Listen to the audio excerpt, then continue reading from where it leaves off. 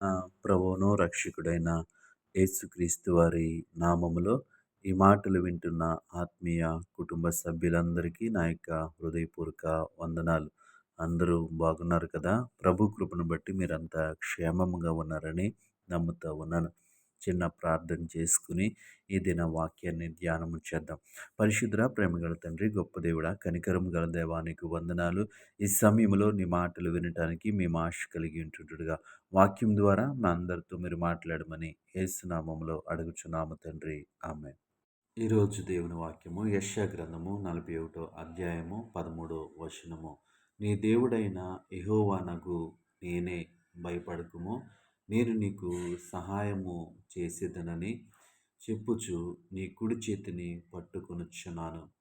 ఈ వాక్య భాగాన్ని మనము గమనించినప్పుడు దేవుడైనటువంటి యెహోవా ఈ మాట సెలవిస్తూ ఉన్నాడు. నీ దేవుడైన యెహోవానగు నేనే, భయపడకుము.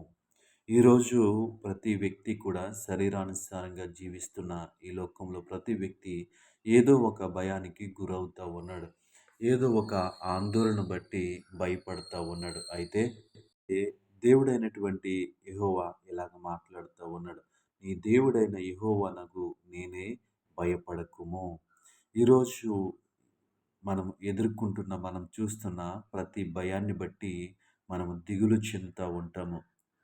కృంగిపోతూ ఉంటాము, నిరాశపడిపోతూ ఉంటాము. అయితే దేవుని వాక్యం సెలవిస్తూ ఉంది, నేనున్నాను, భయపడకుము, నేను నీకు సహాయము చేసేదను. ఆయన భయపడొద్దు అనే ఆ మాట చెప్పి వదిలేయట్లేదు కానీ, నేను నీకు సహాయము చేసేదను. ఆయన భయపడొద్దని చెప్పి ఆయన వదిలేయకుండా నేను నీకు సహాయము చేస్తానంటున్నాడు. ఏ విషయంలో అయితే భయపడుతున్నామో, ఏ విషయంలో అయితే కంగారు పడుతూ ఉన్నామో, ఏ విషయంలో అయితే నిరాశ పడిపోతూ ఉన్నామో, ఆ విషయంలో ఆయన మనతో మాట్లాడుతున్నటువంటి మాట, నేను నీకు సహాయము చేసేదనను. అంత మాత్రమే కాదు, నీ కుడి చేతిని నేను పట్టుకొనొచ్చున్నాను. దేవుని నామానికి మహిమ కలుగును గాక. ఈ ఉదయకాల సమయంలో ఈ వాక్యం ఇచ్చిన ప్రియ సహోదరి, సహోదరుడా, నీకు ఆయన సహాయము చేస్తానంటున్నాడు. ఆయన నిన్ను నన్ను భయపడొద్దు అంటా ఉన్నాడు. అయితే ఈ లోకంలో శరీరానుసారంగా జీవిస్తున్నటువంటి మనము ప్రతి చిన్న విషయానికి భయపడిపోతూ ఉంటాము.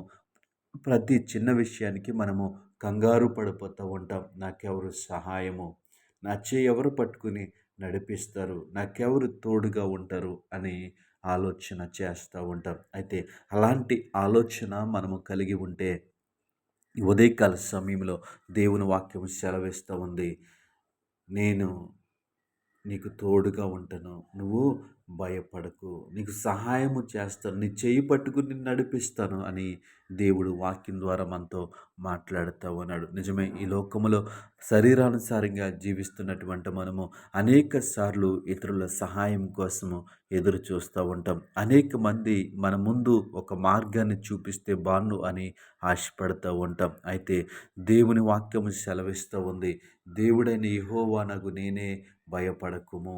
దేవుడు మనతో మాట్లాడుతూ ఉన్నాడు, నేనున్నాను, భయపడకుము, నేను నీకు సహాయము చేస్తాను, నేను నీకు సహాయము చేస్తాను, నువ్వు దిగులు చెందకు, నువ్వు ఎలాంటి పరిస్థితుల్లో ఉన్నా నీకు నేను సహాయం చేయగలిగినటువంటి సమర్థుడను. అంత మాత్రమే కాదు, నీ యొక్క కుడి చేతిని నేను పట్టుకుంటాను. ఆయన నీ చేతిని నా చేతిని పట్టుకుని ఆయన నడిపిస్తానంటున్నాడు. అయితే ఈ వాక్యమందు, ఈ మాట యందు మనము నమ్మకముంచి వారిగా ఉండాలి. ఎందుకంటే వాక్యము నమ్మదగినది.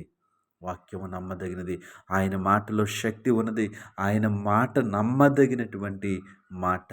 ఆయన గొప్ప కార్యములు చేయగలిగినటువంటి సమర్థుడు. కాబట్టి మనం ఎలాంటి పరిస్థితుల్లో ఉన్నా మనమెంత మాత్రము దిగులు చెందకూడదు. మనమెంత మాత్రము సహాయము లేని వారిగా, మన చేయి పట్టుకునేవారు లేరు అన్నట్లుగా మనము భయపడకూడదు. ఎందుకంటే దేవుని వాక్యం సెలవిస్తూ ఉంది, నీ దేవుడనైన యెహోవానగు నేనే, భయపడకుము, నేను నీకు సహాయము చేసేదనని చెప్పుచు నీ కుడి చేతిని పట్టుకొనుచున్నాను. కాబట్టి దేవుడు వాక్యం ద్వారా మనతో మాట్లాడాడు కాబట్టి ఏమాత్రము అవిశ్వాసం ఉంచకుండా దేవుని మీద నమ్మకంతో మనము ముందుకు సాగుదాం.